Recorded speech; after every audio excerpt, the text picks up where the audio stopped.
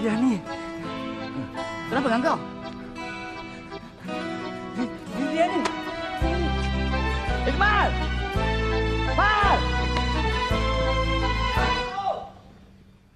Masa tersimpul di alam yang kelam, berulah alih arah mendengar.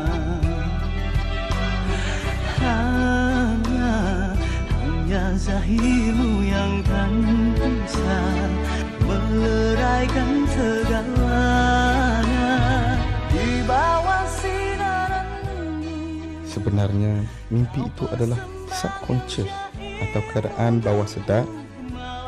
Ya, ia cuba memberitahu awak sesuatu.